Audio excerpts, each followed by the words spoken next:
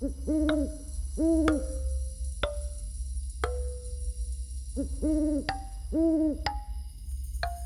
हाँ दादाजी, हम समझ गए नहीं आपकी बात। हम गांव में भोरे में आई, राती में ना आई। और अगर कोनो अनजान इंसान दिखी तो हम ओकरा के ना टोकब। कितना बेरी आप हमरा के एके बात समझावे ले। चलिए अब हम फोन रखा तानी, काहे कि निकले के तैयारी कर रहल बानी। अतुल 25 साल के एगो खूबसूरत नौजवान रहल। वो अपन इंडिविजुअल फैमिली के साथे शहर में रहत रहल, लेकिन ओकर अपन गांव और गांव के पुश्तैनी मकान से कुछ खास लगाव रहा। यही वजह से जब भी ओकरा मौका मिलत वो अपन गांव जाए और घूम के वापस आ जाए। अतुल आज करीब 3 साल के बाद अपन गांव जात रहल, जहां वो हाल ही में फैलल एगो दहशत से पूरी तरह अनजान रहल। आज पूर्णिमा के दिन रहल। सुबह के 7 बजे ही अतुल ट्रेन पकड़ ले रहल और तकरीबन शाम के 5 बजे अतुल पहुंच गई अपन जिला राजगढ़ में। यहाँ से ओकर गांव करीब 5 किलोमीटर दूर रहल। अतुल स्टेशन पर उतरेला और बाहर निकल के अपना गांव जाए खातिर सवारी के तलाश करेला, लेकिन वो ये देख के हैरान रह जाला कि वहाँ मौजूद एक भी सवारी राजगढ़ जिला के कौना भी गांव जाए खातिर तैयार ना रहल। तब बे अतुल एगो टांगे वाला से बात करेला। अरे ओ भैया, सुना जरा, कि तू लोग गांव में जाए खातिर कहाँ तैयार ना बड़ा? कोनो भूत प्रेत बका भैया? अरे कहाँ से आयल बड़ा भैया? का तोहरा राजगढ़ के वो 14 गांव में फैलल दहशत के बारे में नहीं मालूम? तू ये का बात के गोल गोल घुमा रहल बड़ा? साफ साफ बतावा ना, आखिर बात का बा? अरे भाई साहब, ये वक्त वो किस्से के जिक्र करे में भी डर लागेला। बस इतना समझला, आज पूर्णिमा की रात था। वो सारा गांव अंदर से कब्रिस्तान के समान है, जकरा जमीन पे एक कदम रखे मात्र से तोहार मौत के रफ्तार तेज हो जाई। मत जइहा आज वहां। इतना कहा थी वो तांगा वाला घबरा के वहां से भाग जाला। अतुल वो तांगा वाले के कहल बात के समझे के कोशिश करेला, फिर खुद से बोल पड़ेला, ये गांव वालन के कोनो काम धंधा नहीं, बस एगो मसाला मिले के चाहिए। इनकरा के लागेला कि हम शहरी लौंडा इनकर तकिया सुनल बात से डर जाए। अतुल अपना मन में इतना बड़बड़ात हुए आगे चल देवेला। ओकर हाथ में ओकर एगो सूटकेस रहल, जेके लेके अतुल बिना कोनो सवारी के पैदल ही गांव की तरफ चल देवेला। ओकर रास्ता भयानक जंगल से होकर गुजरे के रहल। अतुल के शुरुआती कुछ समय सही बीतल।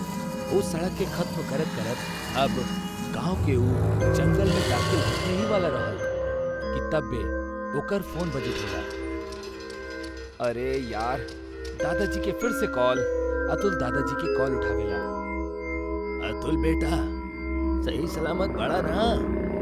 आज के रात कौनो होटल या लॉज वगैरह में गुजार लिहा।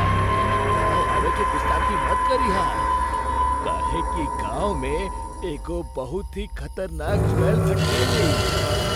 आकर्षक मर्दन के दादाजी अबही इतना कहले ही रहले कि अतुल के फोन बैटरी लो होखला की वजह से बंद पड़ जाला। कोशिश करते रहे, और दादाजी दोनों के बात लगभग एक ही जैसन रहल। तो कहीं सच में ना, अब बस एको जंगल ही तो पार करे के बा। जल्दी जल्दी चल तानी। अतुल अपन कदम तेज कर लेवेला। कुछ देर बाद ओकरा एगो तेज खुशबू आवेला। वो अचानक वो खुशबू के तरफ आकर्षित हो जाला और ओही तरफ जाए लगेला। वो कौनो इत्र के खुशबू रहल, बड़ी मनमोहक। अतुल वो इत्र के खुशबू के तरफ आकर्षित हो चल जात रहे। वो एगो शादी के मंडप जैसन दिखे वाला एगो वीरान पड़ल मंडप के पास जाके रुक जाला, जहां सामने ओकरा दुल्हन के जोड़ा में खड़ल एगो औरत दिखाई पड़ल। अतुल पे वशीकरण भइल रहे और यही के चलत उस शादी के मंडप तक आ पहुंचलस। एकरा बाद अतुल धीमे धीमे मंडप के अंदर दाखिल होखेला। और फिर ओकर औरत ओकरा वरमाला पहनावेली। और ओकर ठीक बाद अतुल भी ऊ औरत के ऊ वरमाला पहनावेला। अतुल अपने आप विवाह के सारा रस्म के करे लगेला। विवाह संपन्न हो जाला के बाद अतुल अचानक से बेहोश हो जाला और जब ओकर आंख खुलेली तब वो होश में आ चुकल रहल और अपन कंट्रोल में रहल। ओकर पूरा शरीर में एगो भयानक दर्द हो उठल रहे।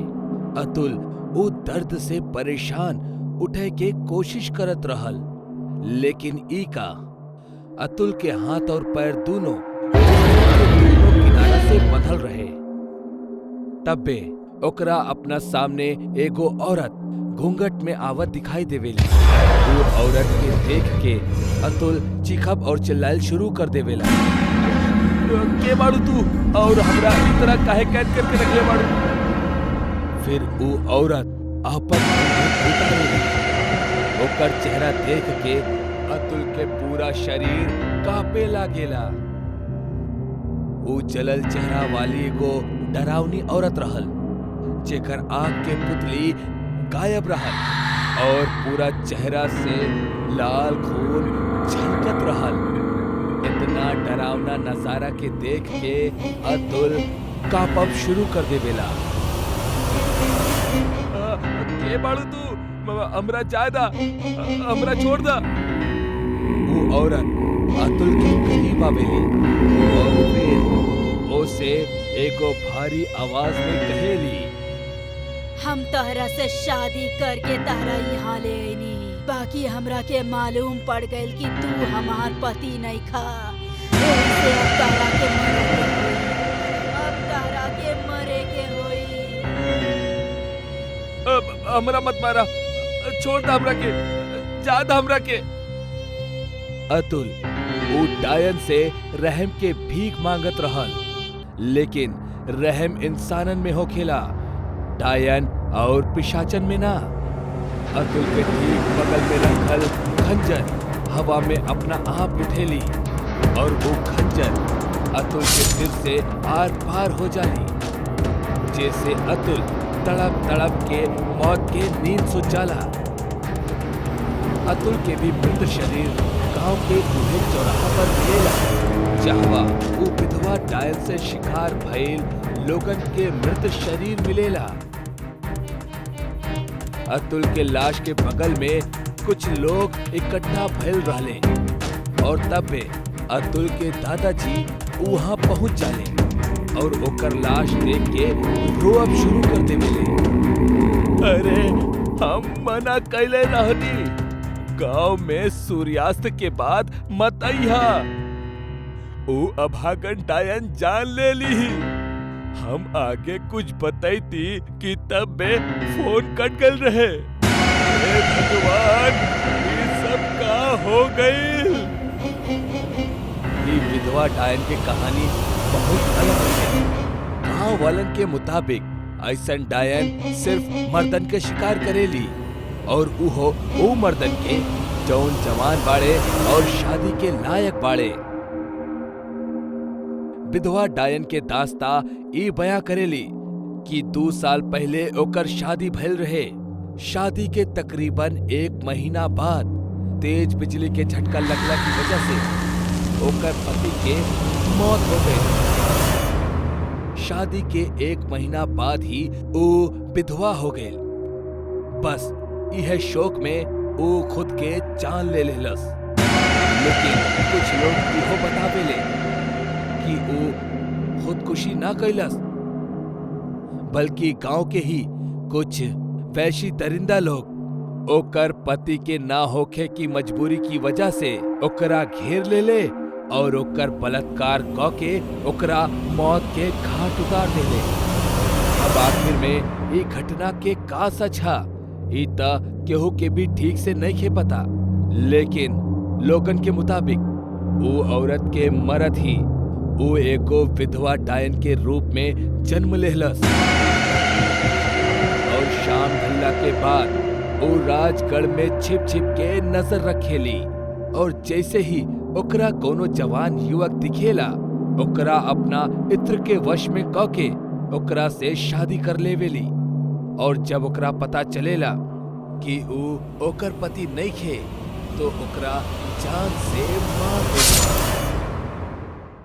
बात है आज से तकरीबन 20 साल पहले के, जब गांव घरों में लोग अक्सर बाहर या छत पर ही सुतत रहले। उस समय इतना आधुनिकता ना रहल। 6 साल के शुभम अपना दादाजी के साथे घर के बरामदा में सुतत रहल। तब बे ओकरा कुछ आवाज सुनाई देलस। वो नींद से जाग उठलस। ओकरा अपना से करीब 20 मीटर दूरी पे एगो सफेद साड़ी में औरत खड़ा दिखाई देत रहे। वो औरत के बाल सिर से पांव तक रहले, जौना वजह से ओकर चेहरा ठीक से दिखाई ना देत रहल। ऊपर से माहौल में घना कोहरा अंधेरा भी पसरल रहल।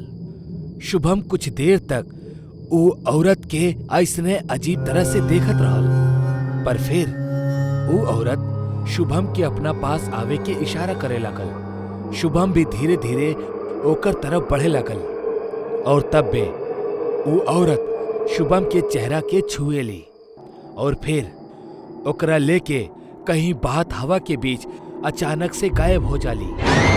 अगला सुबह दादाजी अपना लगे शुभम के ना पावेले तो ओकरा पूरा घर में ढूंढे लगले। शुभम, बेटा शुभम, शुभम। दादाजी घरवालन से भी शुभम के बारे में पूछे ले, लेकिन घरवाले तो उल्टा दादाजी से ही सवाल करे लगले। अरे ओ किशन बाबू, तू कहीं शुभम के दिखले बाड़ा? अरे कमाल करते हो बाबूजी, आप ही के साथ तो हर रात सुतेला और आप हम ही से सवाल कर रहल बड़े। पता ना शुभम कहाँ चल गए, अब कहाँ ढूंढी हम ओकरा। दादाजी कुछ समय तक शुभम के बारे में सोचे ले, लेकिन तब बे वो एकदम से भागत भागत बरामदा में आवेले, जहां उनके शुभम के चप्पल ऐसने पड़ल रहल। ओकरा देखा थी दादाजी चिल्लाए लगले, हे राम, हमार बच्चा के उचुड़ा ले गईल। हम पहले ही मना कैले रहनी, छोट बच्चा के बरामदा में सुते खातिर मत भेजा, पर ई बूढ़ आदमी के बात के सुनेला। तब बे उहाँ किशन भागत भागत आवेला। अरे का भइल बाबूजी, इतना हल्ला काहे मचा रहल बड़ा? शुभम गायब ना भइल बा, बल्कि ऊ बांझ चुड़ैल हमार शुभम के अपना साथ ले गइल बा। अरे का बाबूजी, बुढ़ापा में सठिया गइल बड़ा का? कुछो अनाप शनाप बके जा रहल बड़ा। अरे तू लोग बेवकूफ पड़ा और हमेशा रहबा। तू लोगन के काहे समझ नहीं के आवत कि ऊ बांझ चुड़ैल वापस ई गांव में लौट के आयल बाड़ी, अपन 27 साल पुराना बदला पूरा करे खातिर। घर के सब लोग बहुत परेशान रहले और भागत भागत बाहर की तरफ आवेले। वो सब मिलके शुभम के पूरा गांव में ढूंढेले, पर उनकरा वो कहीं भी ना मिलेला। अरे अबहिनो केहू हमार बात काहे ना सुन रहल बा? तू लोगन को काहे समझ नहीं के आवत कि शुभम गांव में ना खोइल बा, बल्कि ओकरा ऊ कलमुही अपना सुरंग में छुपा के रखले होई। तू सबके वही जा जाए के चाहिए। अरे सुनी आप लोग, हमरा के लागेला बाबूजी ठीक कह रहल बाड़े। ऐसन हो सकेला कि हमनी के शुभम साचो कौनो चुड़ैल डायन के पास होके। अरे का सरिता, तू भी बाबूजी के बाद में आ गईलू। हमनी सब अपन वक्त केवल जाए करल जाई। अरे कोशिश कैला में का जाला, हम आपसे विनती करतानी, अपन बच्चा खातिर एक बार हमनी के दादाजी के बताइल जगह पर चल के देखे के चाहिए। फिर सब लोग दादाजी के बताइल जगह के खातिर निकले ले। उनकरा पहुंचत पहुंचत शाम हो गल रहे और आखिरकार वो लोग एगो सुरंग के पास जाके रुक जाले। गांव के कुछ और जानकार भी उनकर साथ रहले। इस सुरंग के खोदब चालू करा। एकरा तब तक खोदत रहा जब तक एकरा नीचे से खून के बूंद और चीख सुनाई ना पड़े लागल। बाबूजी, हमरा लागता सच में आप बुढ़ापा में सठिया चुकल बाड़े। आपके काहे समझ में नहीं आवत कि ई सब करे से कुछ ना होके वाला बा। ऐसे अच्छा हो कि हम अपना बच्चा के खोजी। किशन, चुपचाप इनकरा अपन काम करे दा। बीच में दखल अंदाजी कैला तो जे भी होई ओकर जिम्मेदार तू ही होखबा। दादाजी के डांट के बाद कुछ समय खातिर किशन शांत होके तमाशा देखेला। तांत्रिक ठीक ओकरा बगल में खड़ा होकर लगातार तंत्र मंत्र पढ़त जात रहल। धीरे धीरे अब सूरज भी ढल गल रहल। किशन के गुस्सा और परिस्थिति के बिगड़ब दोनों समय के साथ साथ बढ़त ही जात रहल। किशन एकदम से चिढ़ गयल और बोललस, अब अगर आप लोगन के ई बकवास में शामिल होके के बा त होखी। हम अब अकेले ही अपना बच्चे के ढूंढे के खातिर निकल रहल बानी। इतना बोल के किशन वहीजा से निकले ही जात रहल कि तब बे ओकर पैर जमीन से चिपक गयल, जैसे ऊ आगे बढ़ ही ना सकत रहल। ठीक उहे समय खुदाई के दौरान जमीन के नीचे से एगो बच्चा के चीख सुनाई पड़े लागल और खून के लाल लाल निशान भी जमीन पर दिखे लगले। गौर से सुनाई आवाज के। तांत्रिक, तू अपना प्रक्रिया के तेज कर दा। जौन शख्स खुदाई करत रहल वो कान लगा के वो आवाज के सुने लागल, लेकिन तब्बे ओकरा कोनो हाथ एक झटका में जमीन के अंदर खींच लेहलस, जैसे एक झटका में वो पाताल के भीतर समा गई। रुक जा सब लोग, सभी गड्ढा से दूर हट जाओ। तांत्रिक कुछ गंगा जल के बूंद वो खुदाई स्थान पर छिड़केला, जैसे उस जगह के शुद्धिकरण हो सके। तांत्रिक धीरे धीरे वो गड्ढा के करीब जाला। उनकर हाथ में कुछ बीज होखेली। वो जैसे ही वो बीजन के उस जमीन पे छिड़के ले, तब्बे जमीन के नीचे से एगो बच्चा के लाश ऊपर आ जाली और चेहरा पर से मिट्टी हटावे के बाद उनकरा दिखेला कि ईता उन्हीं के शुभम हा। हे भगवान, ई का हो गइल हमार बच्चा के? सब केहू रोए लगले, शुभम के मौत के मातम मनावे लगले। तब बे तांत्रिक उस सबके शांत करके बोलेला, देखी आप लोग शांत हो जाएं, हम अपना घोर साधना में लीन होके जा रहल बानी।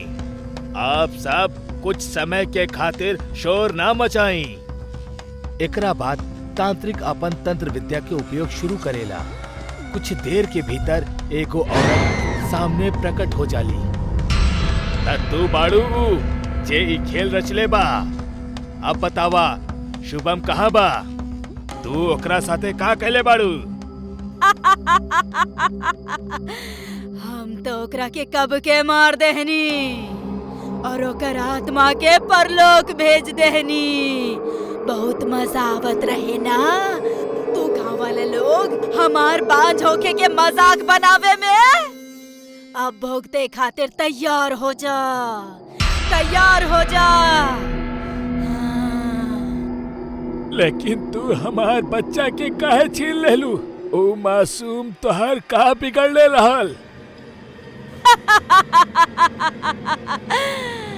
बिगड़ले ऊ ना रहे, बल्कि तू रहला बुढ़ा। याद बा 27 साल पहले जब तू पूरा गांव में हमरा के और एगो चरित्रहीन औरत घोषित कर देले रहला और हमार बांझपन के मजाक बनैले रहला। आखिर में भी बस होके हमरा आत्महत्या करे के पड़ल। बाकी हम फिर गांव लौटनी एगो भयानक चुड़ैल बनके। बाकी वो बार भी तू हमरा के अपन मकसद में सफल ना होके देहला। अब अंजाम तोहार सामने बा। अरे अगर बदला ही लेवे के रहल तो हमरा से ले लेवे के रहल। हमार पोता तो बेचारा बेकसूर रहल।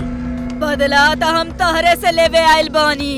हमार मरे के अगले दिन सबसे पहले हम तोहार ही लड़का के उठा ले आइल रहनी, लेकिन खुशकिस्मती से वो बच गई। बाकी आज हमार मकसद कामयाब हो गईल। इतना कह के वो चुड़ैल हवा में न जाने कहां गायब हो गई। किशन समेत पूरा परिवार फूट फूट के शुभम के लाश के पास रोए लगले। यही के साथे कहानी के यही जे अंत हो जाला। भानपुर में शाम ढलला के बाद जब भी कोनो बच्चा रोवेला तब ओकर माँ ओकरा से ई कहेली, बेटा चुप हो जो ना तो ऊ चुड़ैल आ जाई। ई कहानी सिर्फ एगो कहानी ना हा, बल्कि एगो माँ और ओकर बच्चे की ऊ दर्दनाक कहानी हा, जौन आज मरला के बाद भी अपना बच्चन के तलाश में भटकेली। एक तो ऐसे ही जंगल से घिरल सन्नाटा से पसरल एगो सुनसान गांव हा। ए गांव के इतिहास बतावेला कि कोनो चुड़ैल गांव वालन के कारण अपना जुड़वा बच्चन के खो देहलस। मिथुन, तोहार बहुत भाव बढ़ गइल बा। इतना सुंदर तू जुड़वा बच्चा भइल बा और अब तक दावत भी ना देहला। अरे हाँ बाबा, दावत का पूरा भंडारा करब, लेकिन अबही तक बच्चा दुनिया में आयल ही बाड़े। जरा सांस तली, बहुत जल्द तू सबके अपना घर दावत पे बुलाई। अरे मिथुन, ये सब तो ठीक है, लेकिन हमार दोस्त एक बात के खास ख्याल रखी है, चाहे कुछ भी हो जाओ, अपना बच्चन के खुद से या अपना पत्नी से दूर रख के कबो भी मत सुतिहा। तोहरा एक गांव के वो चुड़ैल के किस्सा तो मालूम ही बाना। अखिल तू भी ना हमेशा पनौती मारत रहेला, कभी तो शुभ बोला। और वैसे भी ये चुड़ैल उड़ैल गांव वालन के दिमाग के बीमारी हा, ऐसा कुछ ना हो खेला। मिथुन अखिल के बात के एकदम से नकार देहलस और वहीजा से अपने घर चल गए।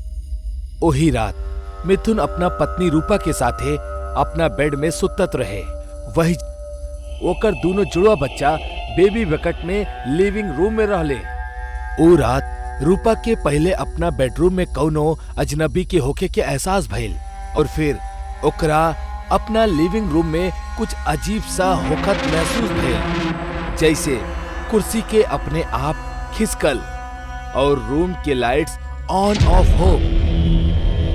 ओ रात के रूपा नजरअंदाज कर देलस। अगला सुबह जब वो अपना बच्चन के पालकी में झकलस त ओकर एगो तेज चीख निकलल। हे भगवान, हमार बच्चा लोग कहाँ गेले? रूपा के चीख सुन के मिथुन समेत ओकर पड़ोसी भी वहीजा पहुंच गए। अरे रूपा, सुबह सुबह इतना तेज काहे चिल्लाताड़ू? हमार बच्चा लोग पालना में नहीं खे, क्यों हमार बच्चा लोग के ले आवा? पता ना कि एकर दुश्मनी रहे हमार नन्हा मासूम बच्चा लोगन के साथ। हे भगवान, हम तो लूट गई नी। रूपा बहुत जोर जोर से रोए लागल। तब बे वहीजा मौजूद सारा पड़ोसी अपना राय देहब शुरू कर देले। ई कान जरूर चुड़ैल के बा, ई जरूर वही कैले होखी। तू लोगन के तनी भी अकल नहीं खे? इतना छोट मासूम बच्चा लोगन के खुद से अलग ना कइल जाला। ऊ चुड़ैल के मौका मिल गइल अपन शिकार करे के, ले गइली ना बच्चा लोग के। आप चुप करी तो ज्यादा अच्छा होखी। हम बहनों का रहल बानी, ई चुड़ैल के काम नहीं खे। जरूर कौनो गांव वाला ही कौनो दुश्मनी के चलत हमार बच्चा के अगवा कर ले बा। अरे ना मिथुन, तू समझत नहीं खा।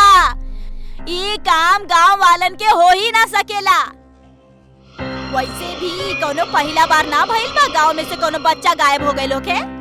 हे भगवान, हम तो लूट गई नी, बर्बाद हो गई नी। हमार बच्चा लोग उकल मोहित पता ना हमार बच्चा लोग के साथ का करी। क्यों हमार बच्चा हमरा के वापस ला दो। रूपा और मिथुन दोनों अपना कल के भयल जुड़वा बच्चा के खो जाए के गम से पूरा तरह हताश रहले। वो दोनों के बिल्कुल समझ ना आवत रहे कि उनकर बच्चा उनकरा दोबारा वापस मिली या शायद मिली ही ना। रूपा और मिथुन के गांव वालन को तांत्रिक के पास जाए के सलाह देवेले, बतावेले कि वो तांत्रिक के पास बहुत सारी काली शक्ति बाड़ी, जेकर जरिए वो ई बात के दावा कर सकेला कि खोइल बच्चा ए वक्त कौन हालत में बा। ठीक उहे शाम वो दोनों गांव से सटल एगो जंगल में तप कर रहल एक तांत्रिक के पास पहुँचले और उनकर साथ भइल हादसा पूरा विस्तार में बतावेले। तू लोग परेशान मत होखा, बस तू लोगन के जैसा कहा तानी वैसन करत जा। तांत्रिक उ दोनों के हाथ में खोपड़ी देवेला और उनकरा 10 मीटर के दूरी पे दक्षिण दिशा में बैठ के आंख बंद करे के कहेला। वो दोनों तांत्रिक के कहे मुताबिक बिल्कुल वैसा ही करेले। रूपा, तोहरा जब अपना गोद भारी लगे तब तुरंत अपना हाथ में रखल वो खोपड़ी के फेंक दिया। और मिथुन, तोहरा तब तक अपन आंख ना खोले के बा जब तक तोहरा से आंख खोले के कहल न जाओ। रूपा अपन आंख बंद करके चुपचाप बैठल रहली।